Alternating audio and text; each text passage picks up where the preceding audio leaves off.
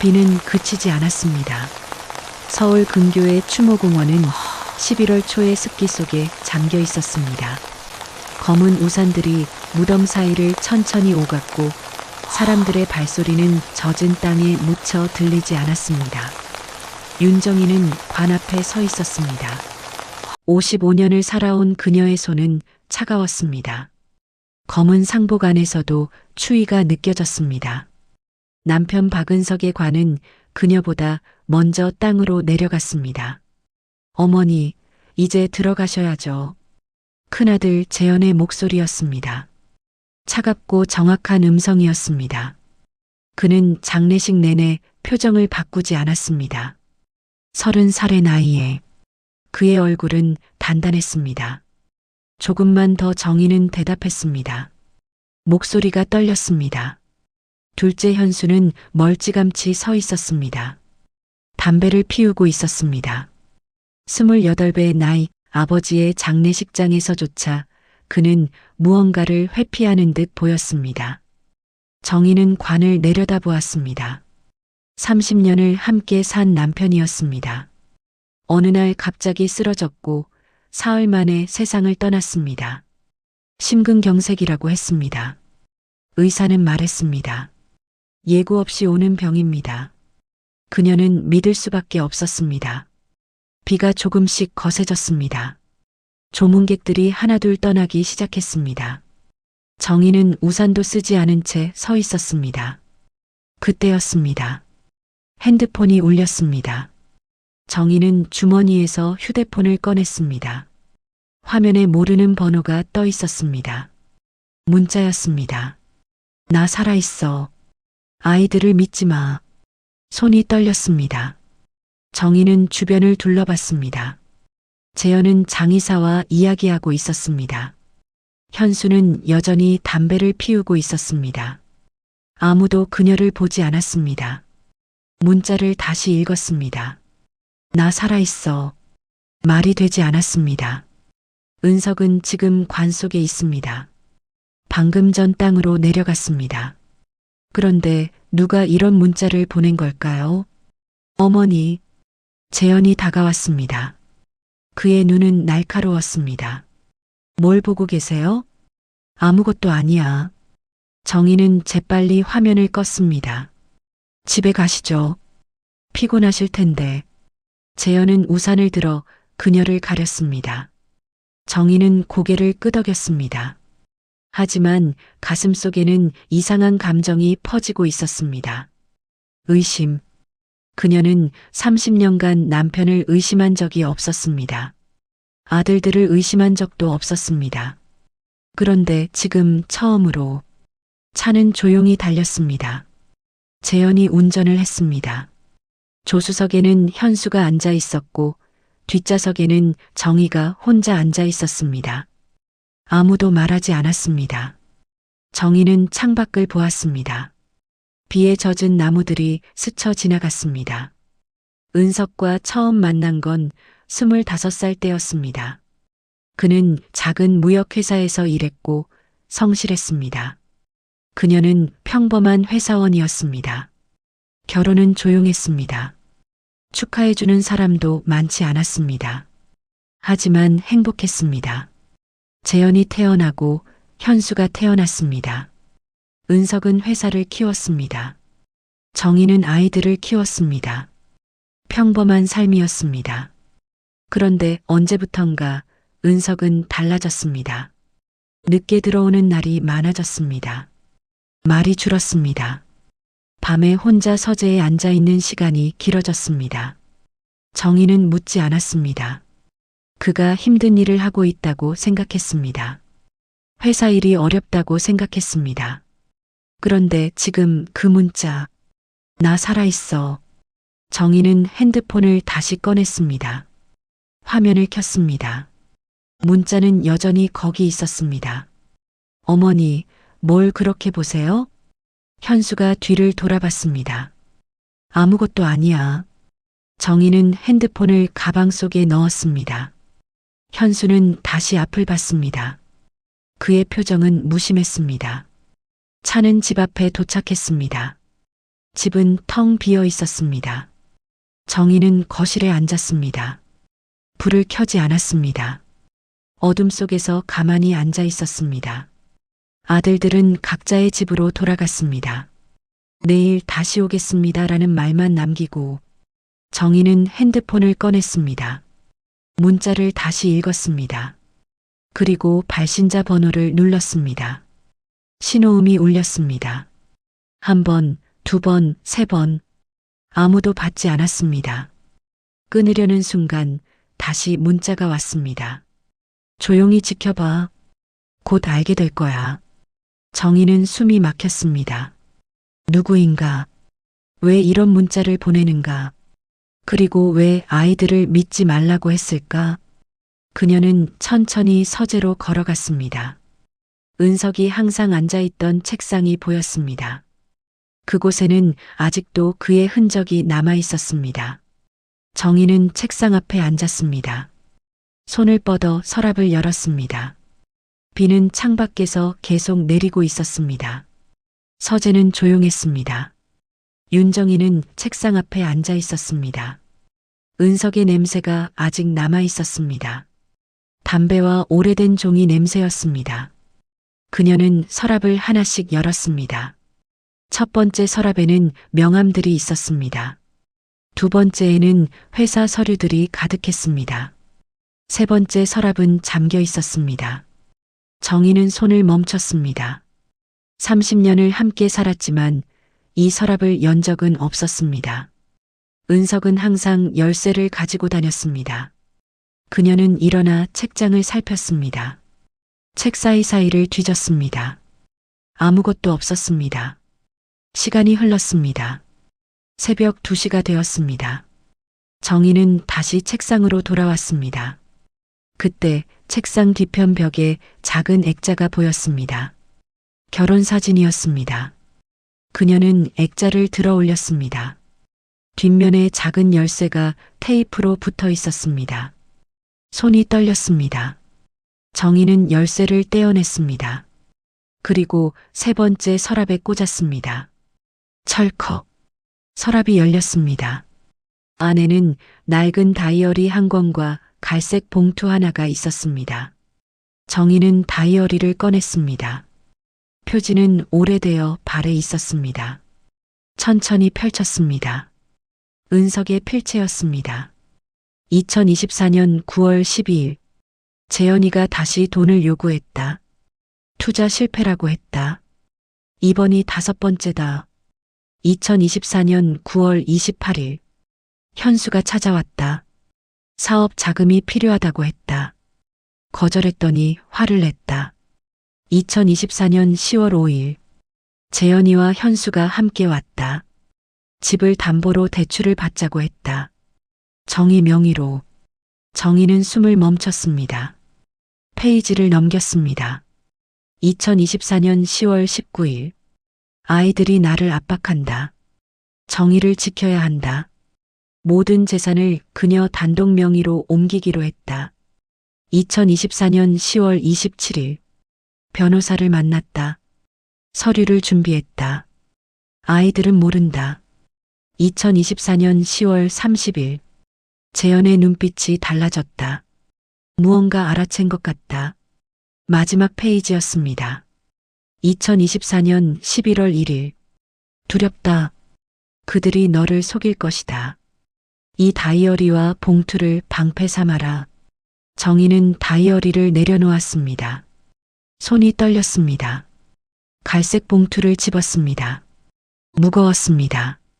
뜯었습니다. 안에는 통장 한 권과 편지 한 장이 있었습니다. 통장을 펼쳤습니다. 잔액란에 숫자가 적혀 있었습니다. 35억 원. 정희는 숨을 들이마셨습니다. 편지를 펼쳤습니다.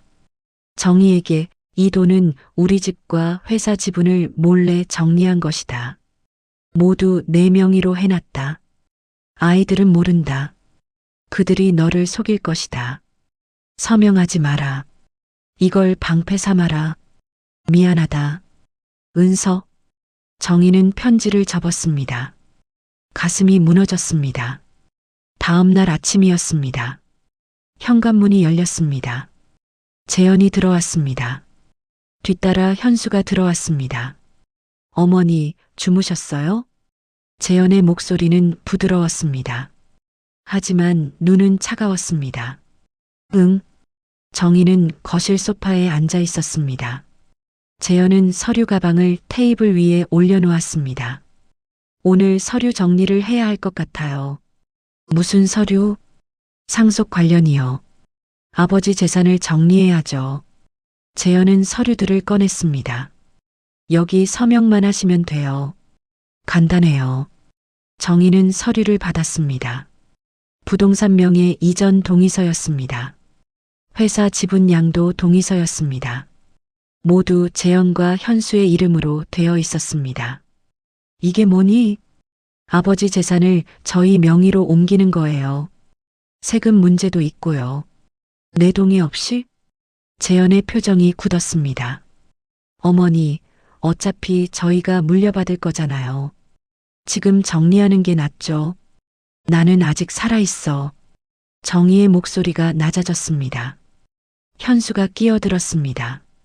엄마, 형 말이 맞아요. 세금 때문에 그래요.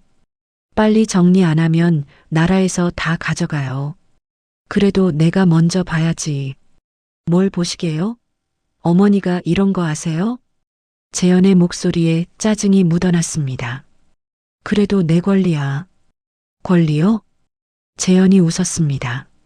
차갑게. 어머니, 아버지가 뭘 남기셨는지 아세요? 빚이에요. 회사는 적자고 집은 담보대출이 있어요. 정리 안 하면 어머니도 책임지셔야 해요. 정희는 서류를 내려놓았습니다. 거짓말 마라. 뭐라고요? 아버지가 다 정리해놨어.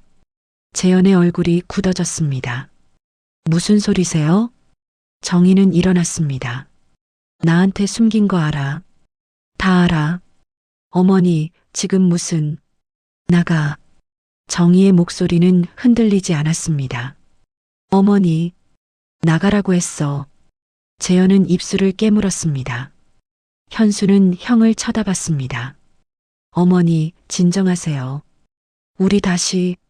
나가. 정희가 소리쳤습니다. 재현은 서류를 집어들었습니다. 그리고 현수를 보며 고개를 끄덕였습니다. 두 사람은 나갔습니다. 문이 닫혔습니다. 정희는 그 자리에 서 있었습니다. 다리가 떨렸습니다. 소파에 주저앉았습니다. 핸드폰이 울렸습니다. 모르는 번호였습니다. 문자였습니다. 잘했어. 하지만 이제 시작이야. 그들은 포기하지 않을 거야. 정희는 핸드폰을 쥐었습니다. 누구지? 은석 씨인가? 아니면 다른 누군가? 그녀는 창밖을 보았습니다.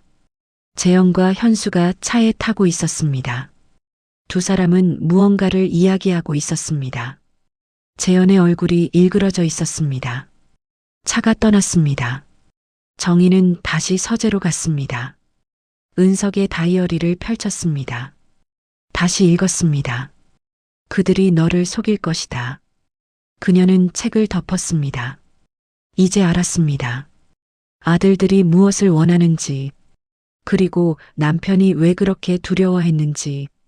정희는 결심했습니다. 더 이상 속지 않기로, 더 이상 당하지 않기로. 창밖에서 까마귀 한 마리가 울었습니다. 비는 여전히 내리고 있었습니다. 윤정이는 잠을 이루지 못했습니다. 새벽 5시 그녀는 침대에서 일어났습니다. 어제 재현과 현수가 남긴 말들이 머릿속을 맴돌았습니다. 빚이 있다. 회사가 적자다. 거짓말이었습니다. 은석의 다이어리가 증명했습니다. 하지만 한 가지 의문이 남았습니다. 은석 씨는 정말 죽은 걸까? 그 문자 메시지. 나 살아있어. 정희는 핸드폰을 들었습니다. 문자를 다시 읽었습니다. 발신 번호를 눌렀습니다. 여전히 받지 않았습니다. 그녀는 옷을 입었습니다. 검은색 코트를 걸쳤습니다. 가방을 챙겼습니다. 밖으로 나갔습니다. 추모공원은 아침 안개에 쌓여 있었습니다. 정희는 택시에서 내렸습니다. 입구에는 관리사무소가 있었습니다. 문을 밀고 들어갔습니다. 어서 오세요. 중년의 남자가 책상에 앉아 있었습니다. 이름표에는 오길수라고 적혀 있었습니다. 박은석 씨 묘지 관리인이신가요? 네, 맞습니다. 오길수는 고개를 들었습니다. 박은석 씨 부인이세요? 네. 정희는 앞으로 다가갔습니다. 장례식 때 관을 누가 봉인했는지 여쭤보고 싶어서요. 오길수는 잠시 생각했습니다. 아, 그거요. 아드님들이 하셨어요. 제가 요청한 게 아니라요? 아니요. 장례식 전날 밤에 두 분이 오셔서 미리 봉인해달라고 하셨죠. 정희는 숨이 막혔습니다. 전날 밤에요? 네. 좀 이상하긴 했어요. 보통은 당일에 하거든요. 관을 열어볼 수 있나요? 오길수의 표정이 굳었습니다. 그건 어렵습니다. 이미 매장됐고요. 꼭 확인해야 해요. 부인, 무슨 일이 있으신 건가요? 정희는 대답하지 않았습니다. 그녀는 가방에서 지갑을 꺼냈습니다. 부탁이에요. 확인만 하고 싶어요. 오길수는 난처한 표정을 지었습니다. 법적으로 문제가 될 수 있어요. 가족 전원 동의가 있어야. 제가 부인이에요. 동의했어요. 아드님들도 동의하셔야죠. 정희는 입술을 깨물었습니다. 아드님들한테 연락해 보시겠어요? 안 돼요. 그럼 전 도와드릴 수가 없네요. 오길수는 고개를 저었습니다. 정희는 돌아섰습니다. 사무소를 나왔습니다. 밖에서 찬바람이 불었습니다. 그녀는 묘지 쪽으로 걸었습니다. 은석의 묘 앞에 섰습니다. 새로운 비석이 서 있었습니다. 박은석, 1965년에서 2024년. 정희는 무릎을 꿇었습니다. 당신 정말 여기 있는 거예요? 대답은 없었습니다. 바람만 불었습니다. 아이들이 뭘 한 거예요? 왜 관을 미리 봉인했어요?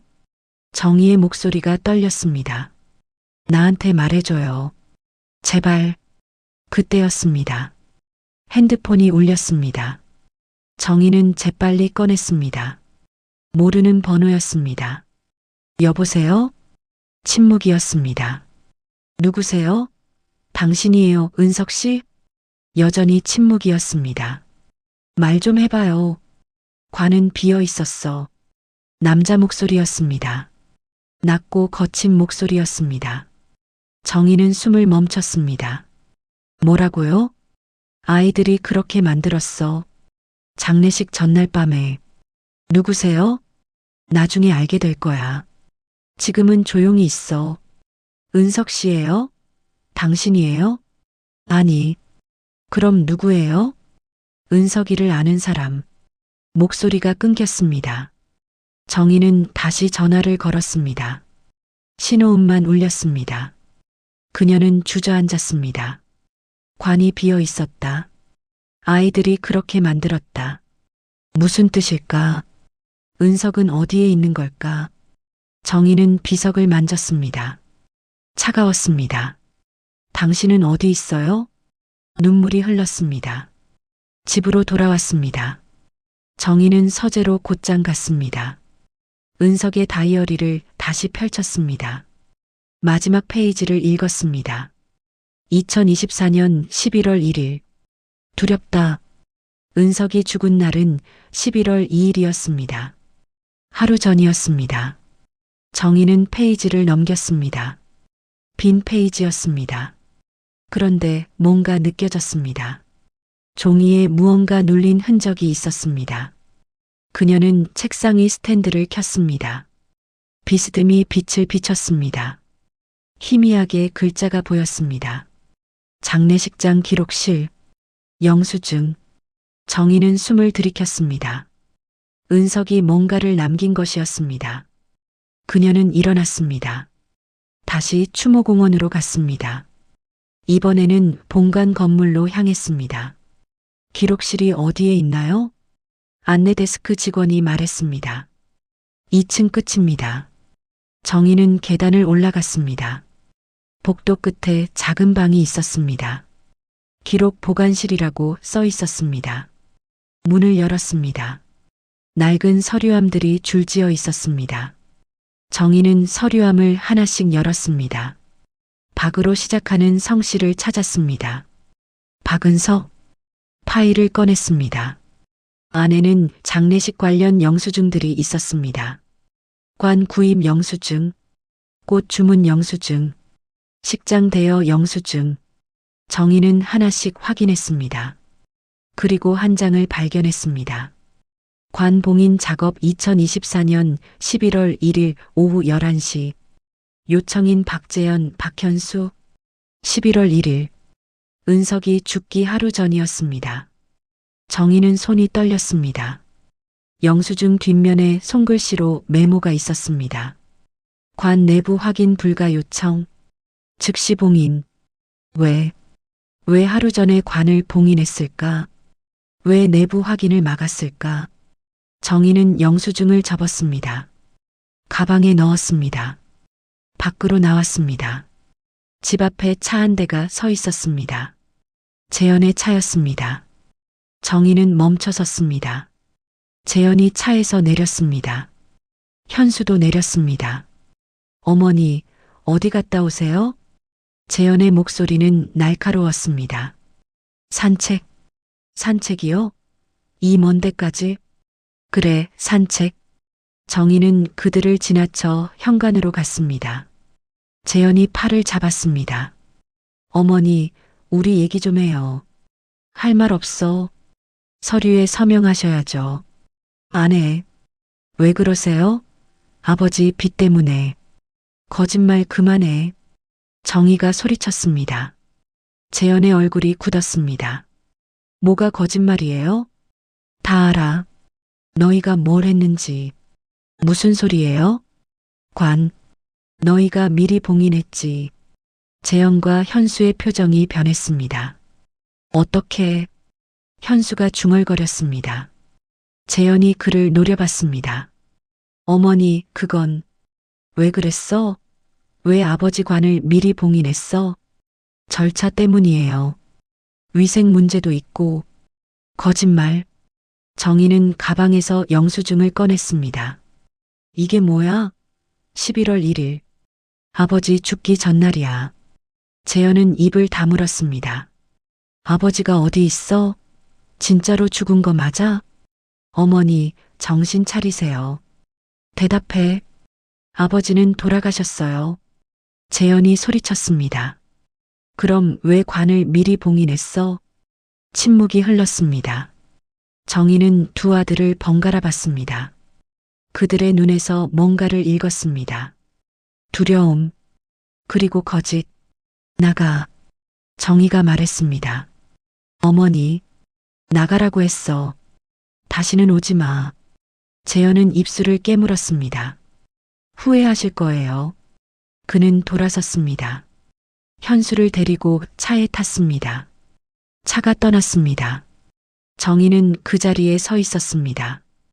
핸드폰이 울렸습니다. 문자였습니다. 이제 그들도 알아. 조심해. 그들은 포기하지 않을 거야. 정희는 핸드폰을 쥐었습니다. 하늘을 봤습니다. 비가 다시 내리기 시작했습니다. 그녀는 결심했습니다. 끝까지 가기로. 진실을 찾기로. 은석이 어디에 있든 무슨 일이 있었든 반드시 알아내기로. 현관문을 열고 들어갔습니다. 뒤에서 까마귀가 울었습니다. 비는 밤새 내렸습니다. 윤정이는 아침 일찍 집을 나섰습니다. 손에는 은석의 다이어리와 영수증, 그리고 비밀 통장이 들어 있었습니다. 목적지는 변호사 사무실이었습니다. 최명우 변호사님을 만나러 왔습니다. 접수 데스크 직원이 고개를 끄덕였습니다. 예약하셨나요? 아니요. 급한 일이에요. 잠시만 기다리세요. 10분 후 정희는 변호사 사무실 안으로 안내되었습니다. 최명우는 50대 중반의 남자였습니다. 회색 양복을 입고 있었습니다. 박은석 씨 부인이시군요. 어떻게 아세요? 은석 씨가 석 달 전에 저를 찾아왔었죠. 정희는 의자에 앉았습니다. 무슨 일로요? 최명우는 서랍을 열었습니다. 파일 하나를 꺼냈습니다. 재산 보호 절차였습니다. 부인 명의로 모든 재산을 이전하는 작업이었죠. 그게 완료됐나요? 네. 10월 28일에 모두 끝났습니다. 최명호는 서류를 펼쳤습니다. 집, 회사 지분, 예금 계좌 모두 부인 단독 명의예요. 정희는 숨을 내쉬었습니다. 아들들은요? 아무것도 없습니다. 은석 씨가 의도적으로 배제했죠. 왜요? 최명호는 안경을 고쳐 썼습니다. 은석 씨 말씀으로는 아드님들이 도박과 투자 실패로 거액의 빚을 졌다고 하더군요. 부인의 재산까지 위험해질 것 같아서 보호 조치를 취한 겁니다. 정희는 주먹을 쥐었습니다. 그럼 아이들이 요구하는 서류는 무효입니다. 법적으로 아무 효력이 없어요. 만약 제가 서명했다면요? 그것도 무효입니다. 이미 부인 명의니까요. 재산을 가져갈 방법이 없죠. 정희는 등받이에 기댔습니다. 그래서 그랬구나. 네. 아이들이 그래서 그렇게 급했던 거예요. 아버지가 모든 걸 제 명의로 옮긴 걸 나중에 알았겠죠. 최명호는 고개를 끄덕였습니다. 은석 씨가 한 가지 더 남기셨습니다. 그는 봉투 하나를 꺼냈습니다. 부인께 직접 전하라고 했습니다. 정희는 봉투를 받았습니다. 뜯었습니다. 편지였습니다. 정희에게 이 편지를 읽고 있다면 나는 이미 없을 것이다. 아이들이 변했다. 돈 때문에 눈이 멀었다. 재현은 주식으로 5억을 날렸고 현수는 사기를 당해 3억을 잃었다. 그들은 내게 집을 팔라고 회사를 팔라고 압박했다. 내 명의로 된 것들까지 빼앗으려 했다. 나는 거절했다. 그러자 그들의 눈빛이 달라졌다. 정희야, 조심해. 그들이 너를 속일 거야. 이 서류를 보여주고 변호사의 도움을 받아. 내가 지켜야 할 건 내 자신이야. 미안하다. 사랑한다. 은서. 정희는 편지를 접었습니다. 눈가가 뜨거워졌습니다. 부인, 괜찮으세요? 네. 그녀는 고개를 들었습니다. 한 가지 더 물어볼 게 있어요. 말씀하세요. 남편 장례식관을 아들들이 미리 봉인했어요. 하루 전에요. 최명호의 표정이 굳었습니다. 그게 사실인가요? 네. 영수증도 있어요. 정희는 가방에서 영수증을 꺼냈습니다. 최명호는 영수증을 살폈습니다. 이상하네요. 왜 그랬을까요? 그래서 제가 궁금한 거예요. 남편이 정말 관 안에 있는 건가요? 침묵이 흘렀습니다. 부인, 그건 법적으로 확인할 방법이 있습니다. 어떻게요? 부검 요청을 하시면 됩니다. 사망 원인이 불분명하다고 주장하시고요. 그럼 관을 열 수 있나요? 네.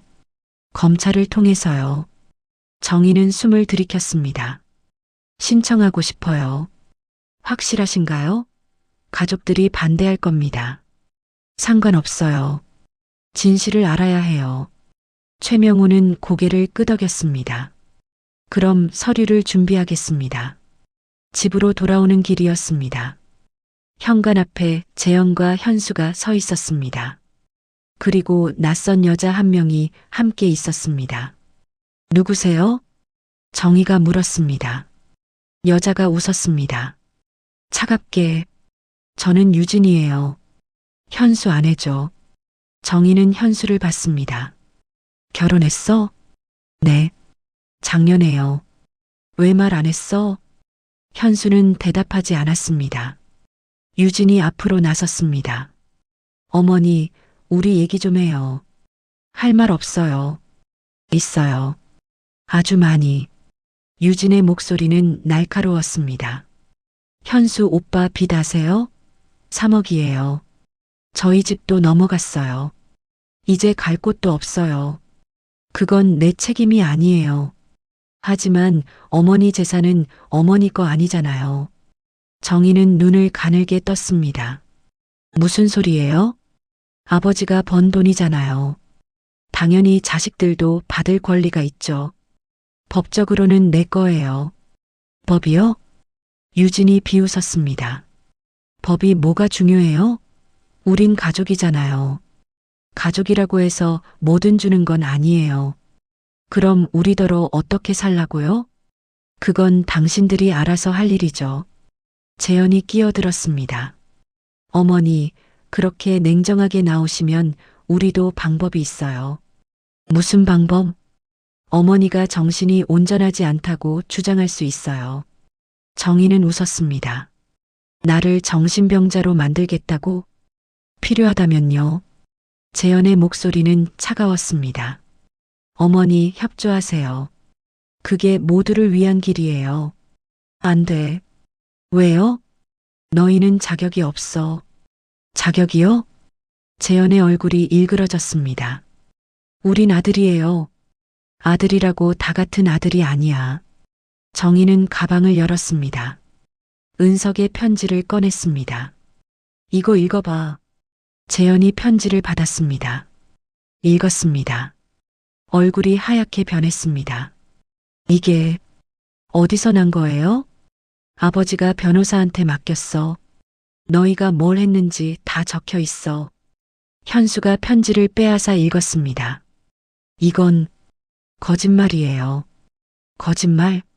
정희는 한 걸음 다가섰습니다. 5억, 3억? 숫자까지 정확한데? 그건 현수는 말을 잇지 못했습니다. 유진이 소리쳤습니다. 그래요. 빚이 있어요. 그래서 도와달라는 거잖아요. 도와달라고? 아버지 재산을 다 빼앗으려고 한 게 빼앗는 게 아니에요. 원래 우리 거예요. 아니야. 정희는 통장을 꺼냈습니다. 이것도 봐. 아버지가 남긴 거야. 모두 내 명의야. 법적으로 내 거야. 재현은 통장을 노려봤습니다. 어머니, 그의 목소리가 떨렸습니다. 정말 이러실 거예요? 그래. 후회하실 거예요. 너희가 후회하게 될 거야. 정희는 핸드폰을 꺼냈습니다. 관부검 신청했어. 곧 검찰이 올 거야. 세 사람의 얼굴이 동시에 굳었습니다. 뭐라고요? 너희가 왜 관을 미리 봉인했는지 알고 싶거든. 어머니, 그건. 그리고 아버지가 정말 안에 있는지도. 재현은 뒤로 물러섰습니다. 어머니, 진정하세요. 난 진정했어. 너희가 진정 못하는 거지. 정희는 현관문을 열었습니다. 이제 나가. 다시는 오지 마. 어머니, 나가. 정희가 소리쳤습니다. 재현은 입술을 깨물었습니다. 유진은 그를 잡아당겼습니다. 오빠 가요. 여기서 할 말 없어요. 세 사람은 떠났습니다. 정희는 문을 닫았습니다. 등을 문에 기댔습니다. 온몸이 떨렸습니다. 하지만 눈물은 나오지 않았습니다. 대신 결심이 더 단단해졌습니다. 끝까지 싸우기로. 핸드폰이 울렸습니다. 문자였습니다. 잘했어, 정희야. 이제 마지막 단계야. 조금만 더 버텨. 정희는 핸드폰을 쥐었습니다. 창밖을 봤습니다. 까마귀 한 마리가 날아갔습니다. 비는 그쳤습니다. 그녀는 서재로 갔습니다. 은석의 사진을 봤습니다. 조금만 기다려요. 곧 끝날 거예요. 사진 속 은석은 미소 짓고 있었습니다. 정희도 처음으로 미소 지었습니다. 봄이 왔습니다. 윤정이는 마당에 앉아 있었습니다. 포치의 나무 의자에 몸을 기댔습니다. 손에는 따뜻한 커피 잔이 들려 있었습니다. 겨울이 지나갔습니다. 그 긴 겨울이 마침내 끝났습니다. 부검 결과가 나온 건 2달 전이었습니다. 관은 열렸습니다. 검찰과 법의학자가 참석했습니다. 정의는 그 자리에 없었습니다. 최명우 변호사가 대신 참석했습니다. 결과는 명확했습니다. 관 속에는 은석이 있었습니다. 사망 원인은 심근경색이 맞았습니다. 하지만 한 가지가 드러났습니다. 은석의 몸에서 수면제 성분이 검출되었습니다. 치사량은 아니었지만 평소 복용하지 않던 약이었습니다. 경찰이 수사를 시작했습니다. 재영과 현수가 조사를 받았습니다. 진실이 조금씩 드러났습니다. 재현은 아버지에게 수면제를 먹였습니다. 잠만 재우려고 했어요. 그는 경찰 조사에서 말했습니다. 아버지가 변호사를 만나러 간다고 해서 막아야 했어요. 재산이 넘어가기 전에. 하지만 그날 밤 은석은 심장마비로 쓰러졌습니다. 재현은 당황했습니다. 구급차를 부르지 않았습니다. 이미 늦었어요. 숨이 끊어졌어요. 그는 현수에게 전화했습니다. 두 형제는 결정했습니다. 조용히 장례를 치르기로, 그리고 관을 미리 봉인하기로. 어머니가 의심할까 봐요. 부검하면 수면제가 나올 테니까. 재현은 눈물을 흘렸습니다. 죽이려던 건 아니에요. 정말로. 경찰은 기소했습니다. 존속살해 미수가 아니라 보호 의무 유기치사였습니다. 재현은 징역 3년을 선고받았습니다. 현수는 방조제로 징역 1년 6개월을 받았습니다. 유진은 사라졌습니다. 이혼 서류를 남기고 떠났습니다. 미안해요라는 짧은 메모만 있었습니다. 현수는 혼자 남았습니다. 정의는 그를 면회가지 않았습니다. 최명우 변호사가 물었습니다. 면회 안 가시겠어요? 아니요. 정의는 고개를 저었습니다. 아직은요. 언제쯤요? 모르겠어요. 시간이 필요해요. 변호사는 더 묻지 않았습니다. 정의는 집을 정리했습니다. 은석의 서재를 비웠습니다. 책들을 기증했습니다. 책상은 그대로 두었습니다. 다이어리는 작은 상자에 넣었습니다. 은석의 편지와 함께, 그리고 한 장의 사진을 발견했습니다. 서랍 깊숙한 곳에 숨겨져 있었습니다. 오래된 모텔 앞에 선 은석의 모습이었습니다. 뒷면에 글씨가 있었습니다. 여기서 다시 시작할게. 정의야, 미안해. 정의는 사진을 오래 바라봤습니다. 그제야 알았습니다. 은석은 떠나려고 했던 것입니다. 아이들로부터 도망치려 했던 것입니다. 새로운 삶을 준비했던 것입니다. 하지만 끝내 떠나지 못했습니다. 정의는 사진을 가슴에 안았습니다. 괜찮아요, 은석 씨. 그녀는 속삭였습니다. 이제 쉬어요. 재산은 정리되었습니다.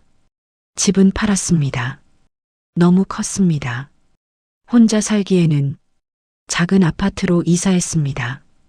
햇볕이 잘 드는 곳이었습니다. 회사 지분은 매각했습니다. 은석이 평생 일군 곳이었지만 정의에겐 필요 없었습니다.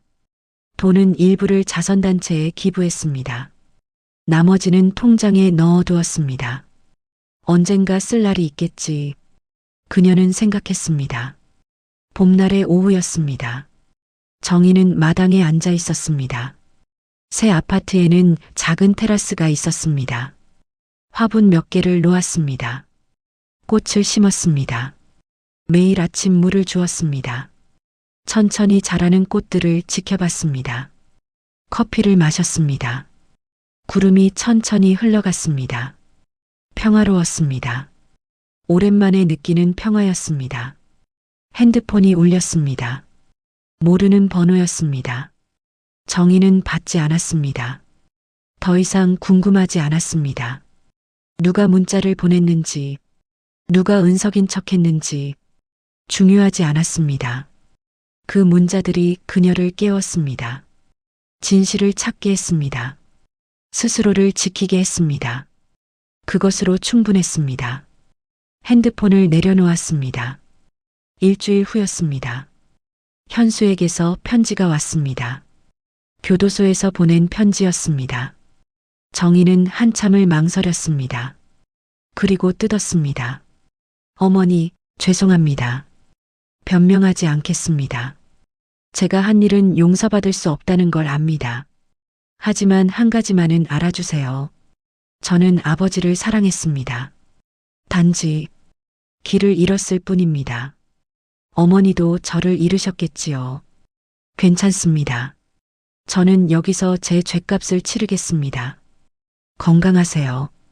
현수. 정희는 편지를 접었습니다. 눈물이 났습니다. 처음으로, 오랜만에 그녀는 울었습니다.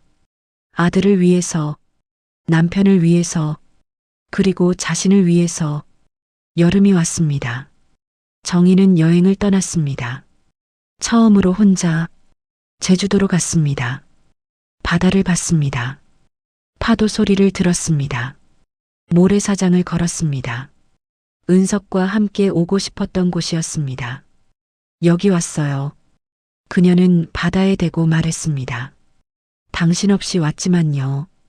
바람이 불었습니다. 머리카락이 흩날렸습니다. 정희는 눈을 감았습니다. 은석의 목소리가 들리는 것 같았습니다. 잘했어, 정희야. 그녀는 미소 지었습니다. 고마워요. 가을이 왔습니다. 정희는 다시 테라스에 앉아 있었습니다. 낙엽이 떨어졌습니다. 단풍이 아름다웠습니다. 그녀는 책을 읽었습니다. 오랜만에 소설을 읽었습니다. 차를 마셨습니다. 시간이 천천히 흘렀습니다. 재현에게서 편지가 왔습니다. 열어보지 않았습니다. 아직은 언젠가 열어볼 것입니다. 하지만 지금은 아니었습니다. 겨울이 다시 왔습니다. 1년이 지났습니다. 정희는 추모공원을 찾았습니다.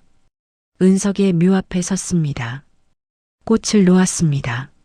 무릎을 꿇었습니다. 잘 지내요? 그녀는 물었습니다. 바람이 대답했습니다. 저도 잘 지내요. 이제는요. 정희는 비석을 쓰다듬었습니다. 당신이 지켜준 덕분에 하늘을 봤습니다. 구름이 흘렀습니다. 까치 한 마리가 날아갔습니다. 정희는 일어났습니다. 뒤돌아 걸어갔습니다. 집으로 돌아왔습니다. 테라스에 앉았습니다. 커피를 마셨습니다. 핸드폰이 울렸습니다. 친구에게서 온 전화였습니다. 여보세요? 정희야, 오랜만이야. 밥 먹을래? 정희는 웃었습니다. 좋아. 내일 어때? 좋아. 전화를 끊었습니다. 정희는 하늘을 봤습니다. 해가 지고 있었습니다. 노을이 아름다웠습니다. 그녀는 커피를 한 모금 마셨습니다. 따뜻했습니다. 이제 괜찮아요, 은석 씨. 그녀는 속삭였습니다. 당신이 준비한 모든 걸 제가 끝냈어요. 고마워요. 사랑했어요. 바람이 나뭇잎을 흔들었습니다. 어디선가 은석의 목소리가 들리는 듯 했습니다. 잘했어, 정희야. 이제 내 삶을 살아. 정희는 눈을 감았습니다. 그리고 미소 지었습니다. 평화로웠습니다. 진짜 평화였습니다. 오랜 싸움이 끝났습니다. 복수가 완성되었습니다. 하지만 그보다 중요한 것을 얻었습니다. 존엄, 그리고 자유. 정희는 일어났습니다. 집 안으로 들어갔습니다. 문을 닫았습니다. 밖에서 까치가 한 번 더 울었습니다. 그리고 날아갔습니다. 저 멀리, 하늘 너머로.